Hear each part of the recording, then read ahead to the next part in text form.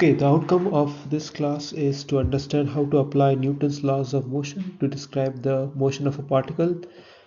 Then we'll look how to draw free body diagrams and then use those free body diagrams to find first the acceleration and then the velocity, and integrating velocity again we'll get the position. So what are Newton's laws? Newton had three laws. First two laws were qualitative statements. We are most interested in the third law, which states that force equals ma, F equals, this is Newton's law, F equals ma, where F is the external force. Okay, external force can be gravity, could be spring, it could be friction. Okay, this force is as external force means is something which is applied external to the body. M is the mass of the particle and A is the acceleration of the particle.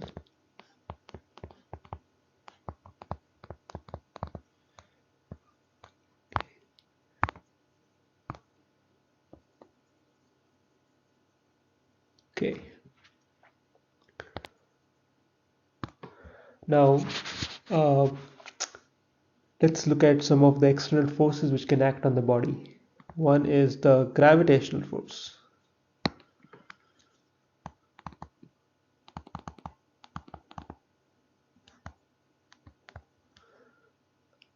Okay, gravitational force, let's call it Fg. Fg is mass times gravity, and as you know, it always acts vertically down. Acts vertically down. Okay, G is 9.81 in meters per second square. It is also 32.2 in foot-pound system.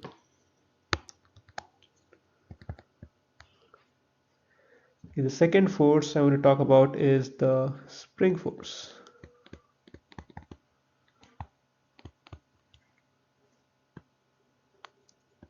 So the spring force is due to the presence of a spring.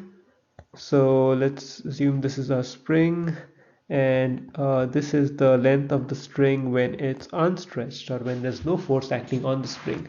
Okay, so let's say F, so I should have called this Fg, this is Fs. So when Fs is 0, the length of the spring is L0. Now when Fs is applied to the body, or sorry, to the end of the spring is stretched like so. Okay, so Fs is the spring force, and that is K times L minus L0. Sorry, it's a bad notation. Let me just write the length here. Let's say that the length becomes L. Okay, so the force Fs is going to be K times the length of the string in the stretched position minus the length in the unstretched position. Okay, and one thing to note is that the spring force always acts in a way which opposes motion. So spring force opposes motion. So this is bad notation. So Fs is this way. Okay, since there's Fs internally, there's an Fs externally, right? Unless there's a external force, F spring cannot act. So when Fs is Fs, it's like slightly weird notation, but that's true. So this Fs is K times L minus L0. The reason I don't write the negative sign is because the negative sign is already inside through this arrow, which says that the spring force acts in a way so that it gets the string back to its nominal length. So the third force is the friction force.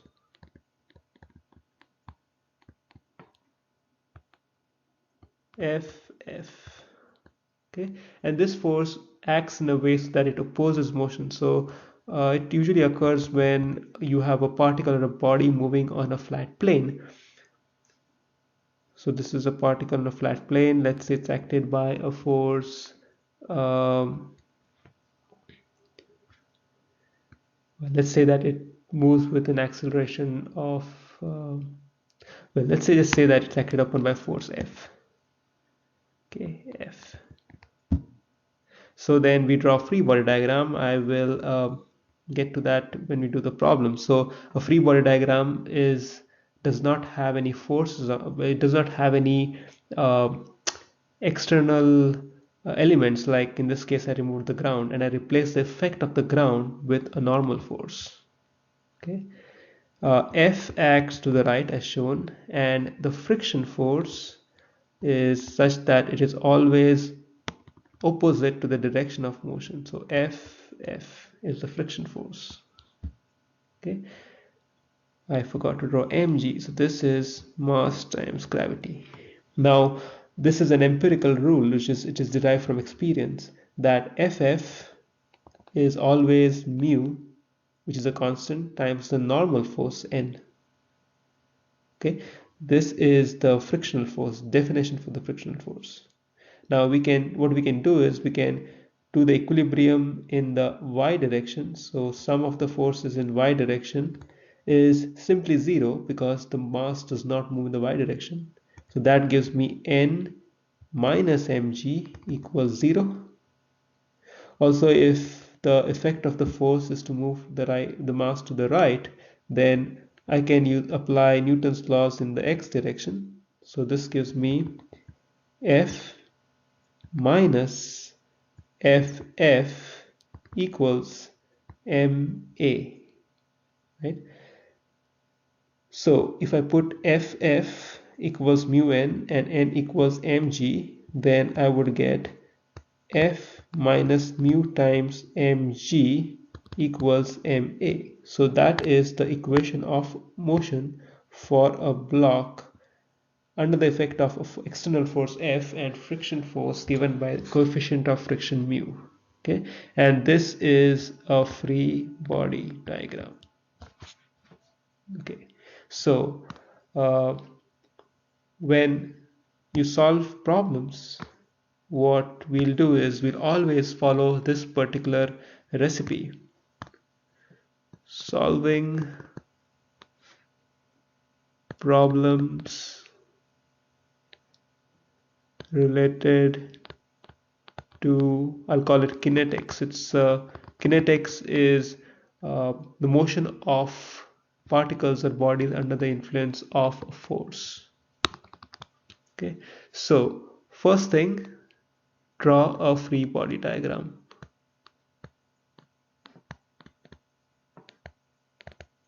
Okay, now a free body diagram, it's also called, I'll call it FBD. So FBD will show all forces acting on the body. The second step is to write equations of motion. Equations of motion, or what I'll call them EOM. Okay, so this will invoke Newton's law, F equals ma. So F is a vector and ma is also a vector. Okay, so you need to find the forces in the x and y direction since we are only interested in planar motions. And the third step, and this is really optional and depends on the problem, sometimes you're asked to find the velocity or the position of the particle. In that case, what you need to do is, so if you're asked for v or position, then integrate A from step 2 as needed. So you'll have to integrate once to get the velocity and apply the initial conditions on velocity, and integrate twice to get the position.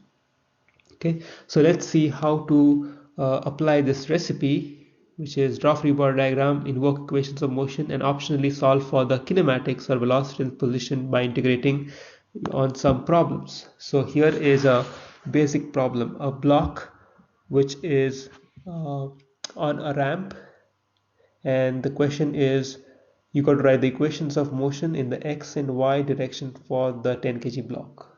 Okay, so let's see how to do this. So as I said, I'm going to follow the recipe I just mentioned some time back. Solution. Okay, so the first thing is free body diagram. So I will draw a free body diagram for the mass 10 kg. Say that this is the free body diagram. There is, since this mass is on a plane, there's going to be a normal force acting perpendicular to the plane.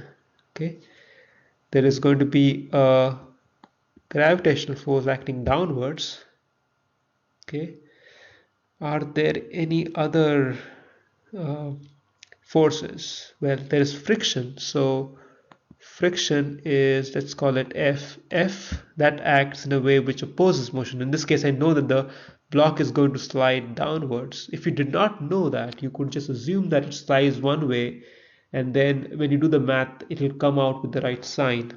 So in this case, I've assumed that the motion is in this direction, so I'll call that AX because X is along the plane.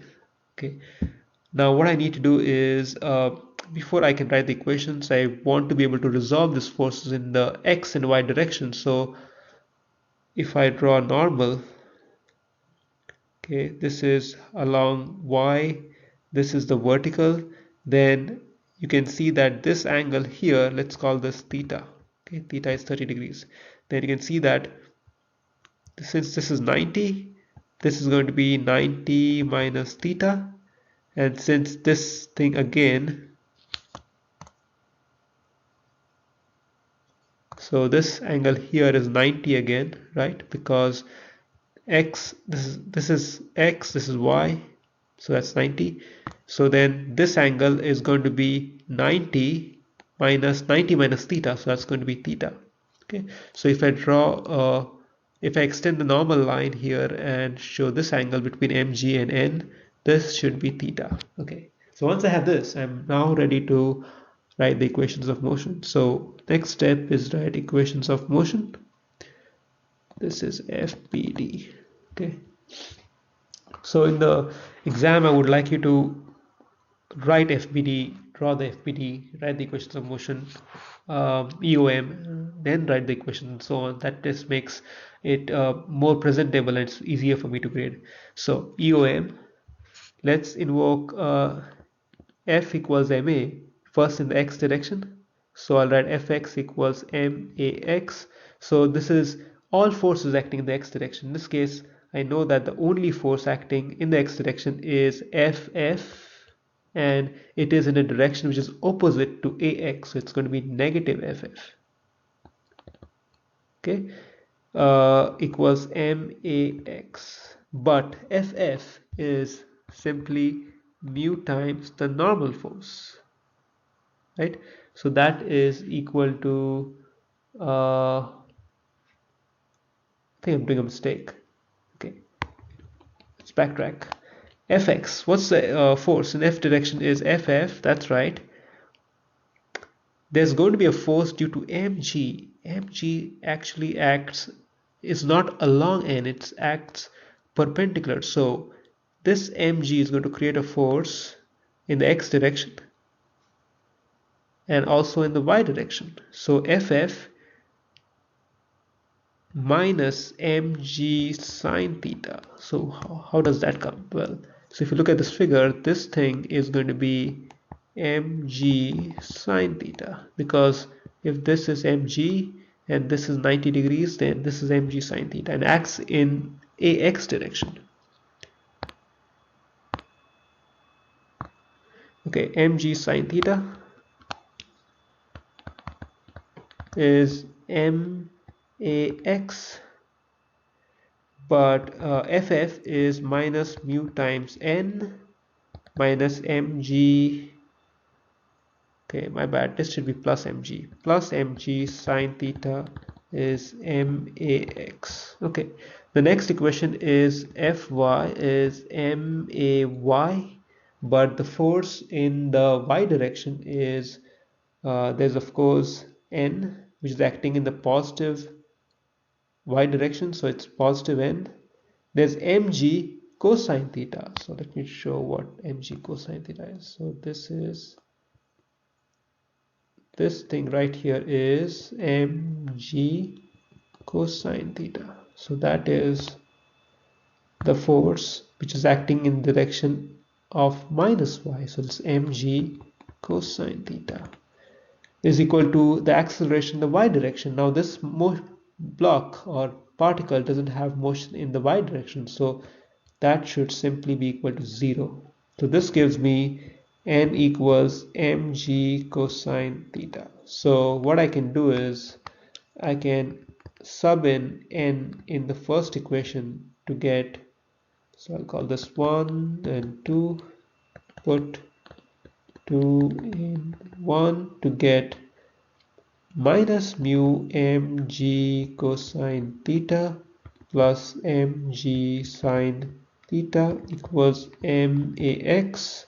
So one can cancel the mass and one is left with ax is minus mu g cosine theta plus g sine theta.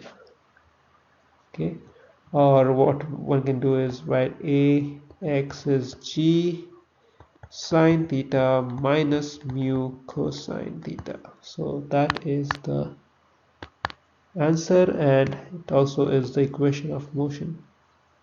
Okay, so in this case I remember the algorithm. I'm just going to pull the algorithm. The algorithm had 3 steps. We drew the free body diagram, we wrote the equations of motion, but we did not do the third step. That was because we were not asked for the velocity or position. Okay. Okay. The next problem is let's see. So next problem is as follows: a 40-pound suitcase slides from rest at 20 feet down a smooth ramp as shown. So 40 lb, 20 foot as shown here. Determine the point where it strikes the ground at C. So you're going to find uh, the point where it strikes at C, so that is at a distance r, and you're going to find how long does it take to go from A, which is here, all the way to C. Okay, so first of all, this is a F equals ma problem because the motion of the particle on the ramp is dictated by the dynamics imposed by the ramp, and the motion in gravity from B to C is also determined by gravitational force. Okay, so clearly we have to somewhere invoke F equals ma. So let's start using the recipe. So first is FBD. So I'll draw FBDs from A to C. Okay, so this is where the previous problem will help us to do this quickly. Okay, now there is mg acting downwards, there's a normal force acting upwards, there is no friction force, right? No friction. When you're not told anything about friction, just assume it to be 0. There is that's it, that looks like all the forces. Okay, so this thing here is theta, so we can let's just assume that this is x and this is y. So we have the free body diagram done. Let's write the EOM A to C. So there are two components of the force. There's Fx equals max.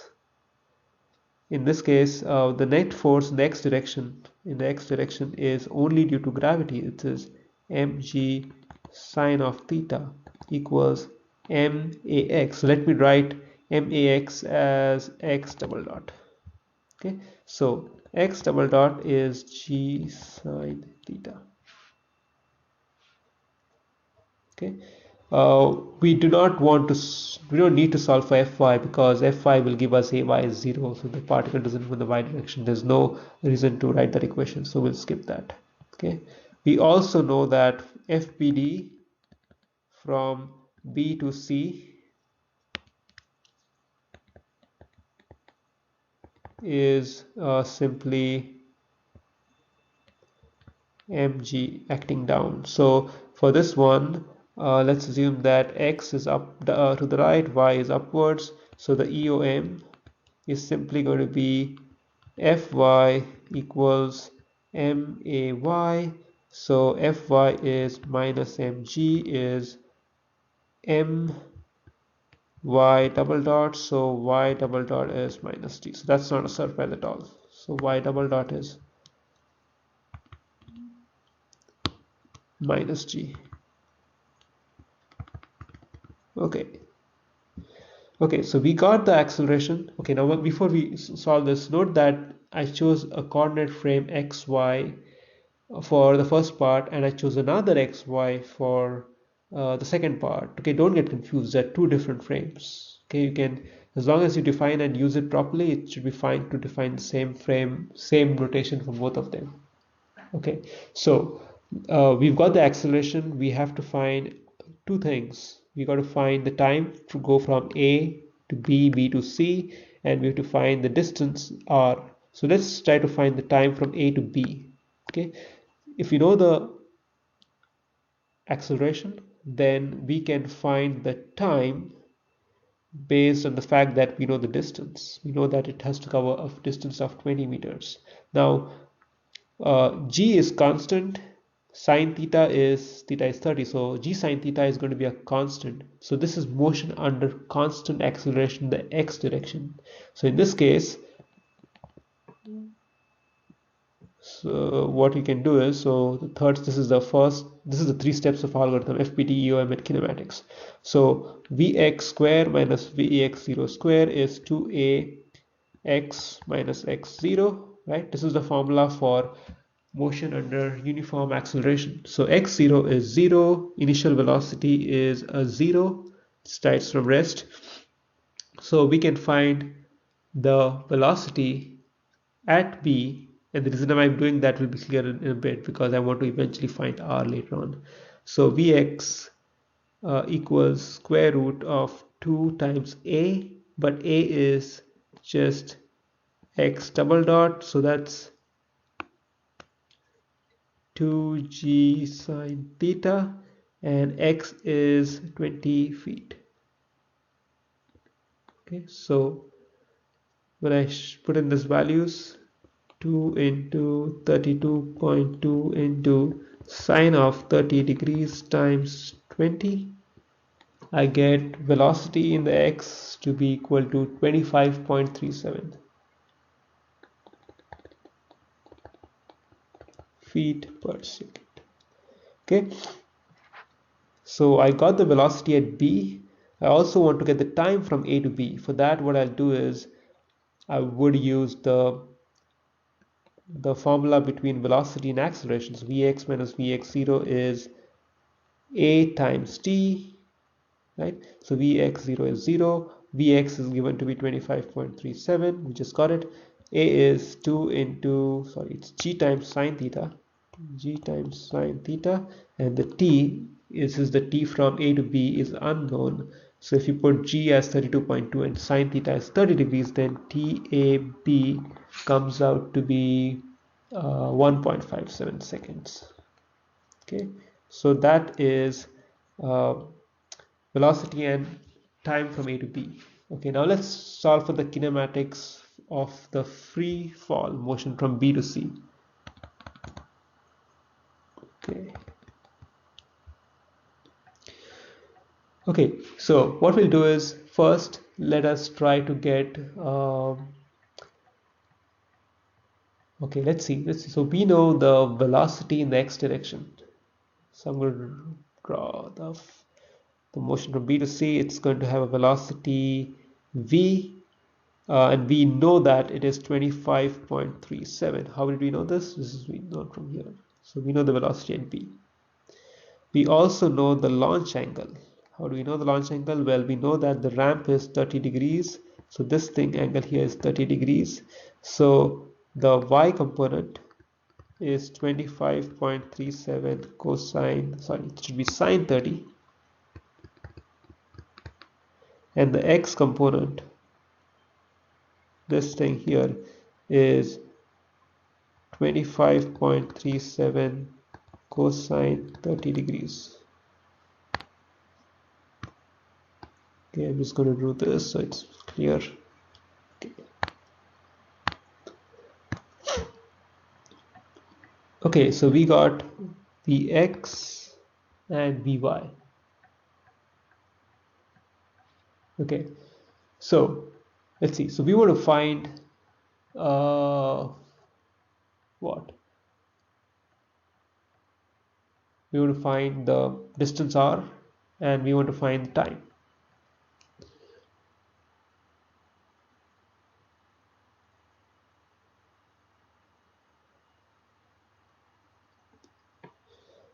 Let's use the fact that the drop is 4 feet, right?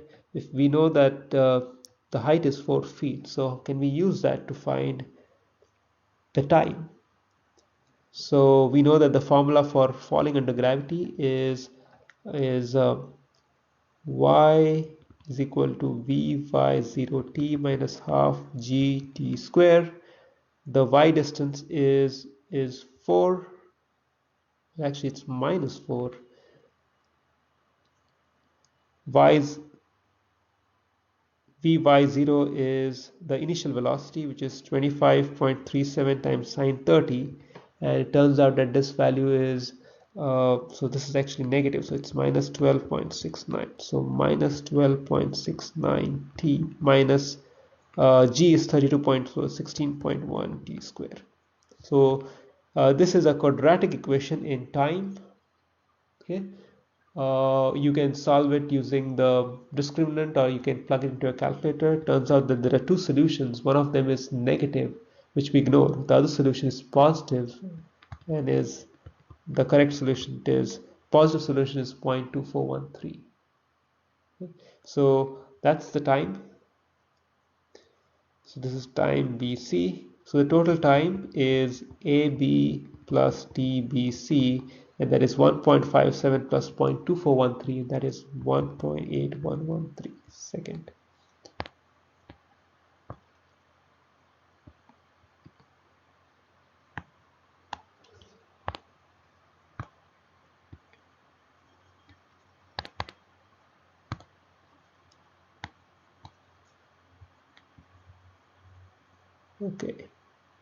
Okay, we still have to find R. Okay, what's an expression for R? R is the distance in the y direction. So what's the formula for velocity in the y direction? Sorry, position in the y direction. It's simply Vx0t Vx0t, because the motion in the x direction is going to be constant, right?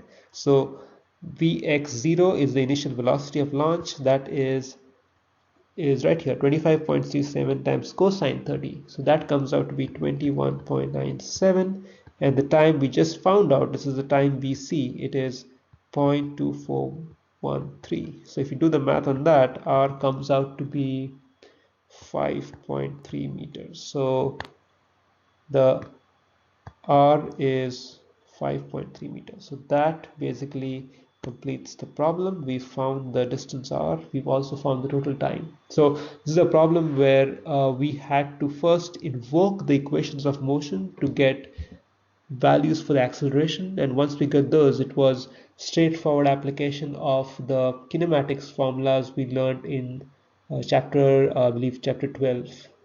Okay, so here's the last problem. Okay, okay, let's go through it. Okay, a cylinder B, shown right here, has a mass m and is hosted using the cord and pulley system shown. Okay, determine the magnitude of force F. We need to find the force F as a function of the block's vertical position y, so that when F is applied, the block rises with constant acceleration AB. Okay, so you're told that this block rises up with constant acceleration AB, which is given here. Okay, so there's a question here. Okay, so let's see how to solve this. Okay, so this is again a application of uh, Newton's laws, right? Because you're told to find the acceleration when there are forces applied. So let's first draw the free body diagram. So I'm going to draw the free body diagram of this particular pulley. Now you can draw many free body diagrams. You can draw free body diagram for this. You can draw one for this, so on. Okay, so what makes most sense to me is this one, and it will be clear as when I draw it. So let me draw a free body diagram of this part. Okay, so there's a force. Well, so first of all, if there's a force here, then there should be an equal and opposite force there. That's because when you have a string, the forces act along the length of the string, so there should be the same force F. So if there's a force F here, then, so maybe I should just draw this free body diagram. So the free body diagram of this would look like this: F, F, F, and since I detach this from the load, this will be a force R. Okay, R, I'm just showing it this way, but there's an Rx and Ry. So you can see there's a force F. So this force here, maybe I should just redraw this in a slightly better way to make it more obvious. I'm going to pull this, move it here, and I'm going to follow this up with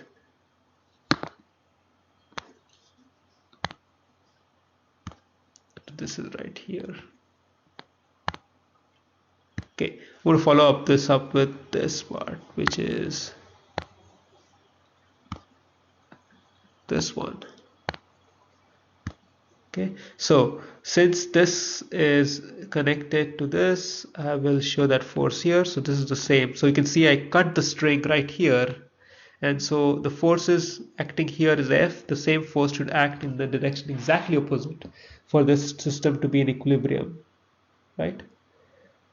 Similarly, I can cut the string here, and this force should again be F for the same reason. The force in the cable should be the same along the length.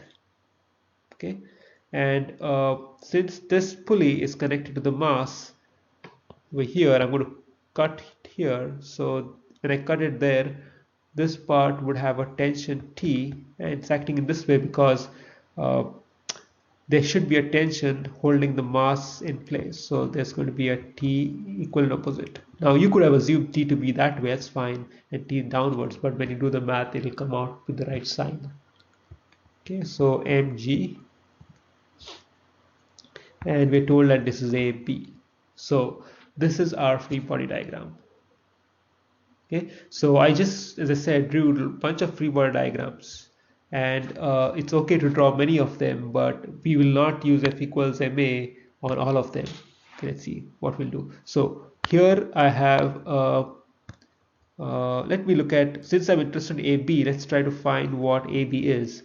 Okay, so we can apply, we'll say this is Y, so we can apply Newton's laws, EOM. In the y direction, Fy is MAY. Okay, Fy is the net force in the y direction, so that is T in the upwards direction minus mg equals MAY, which is AB. Okay, so AB is asked, we need to find what AB is. T is unknown, so we need to find T. So for that, we can use the previous free body diagram, which is this one. So let's write the equations of motion for this particular free body diagram. Again, since t is acting in the y direction, I only do EOM in the y direction is equal to MAY. Okay, so Fy is, let's say that I need to find, let's say that this is theta. This is the angle made between the force F and the vertical. So F, this resolved in this direction, is going to be cosine of theta. So F cosine theta. And since there's 1 and 2 forces, this is going to be 2F cosine theta. So that's acting in the positive y direction. That's why the positive sign. Minus T is this tension equals mass. The mass is the mass of this. Okay, but that has no mass, it's massless. So it said in the problem, neglect the mass of the cords and pulleys. So we can put m equals 0, which gives me t equals 2f cosine theta. So let me call this 1, this is 2. So I can put the value of t from equation 1 into 2. So put 1 in 2, what I get is 2f cosine theta minus mg equals MAB. Okay, now one problem though, I don't know what theta is. I need to find that. I'm not given theta, I've assumed that. So how do we find theta? Well, what we can do is we can look at the figure. So theta is this angle. Okay, it also happens to be this angle. Right? This is always going to be, this length is going to be the same as this length. Okay, I would like to find theta in terms of y and d. Okay, so how do I get theta? Okay, in particular, I'm interested in cosine theta. So let's see if we can find cosine theta. So cosine of theta, this is 90 degrees, is going to be this length, which is y. So cosine theta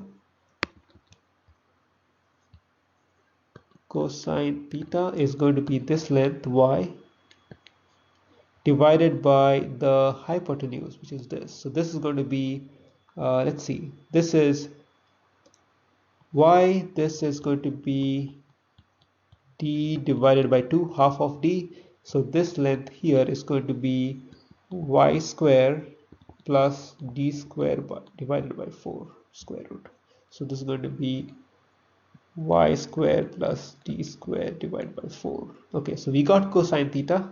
So now we are ready to shove this in here. So 2f y divided by y square plus d square divided by 4 minus mg equals MAB.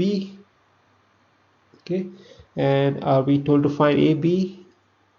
Oh, we're going to find F. So to find F, I'm going to just move things around to get F equals mg plus AB times 4y square plus d square divided by 4. So that is the force.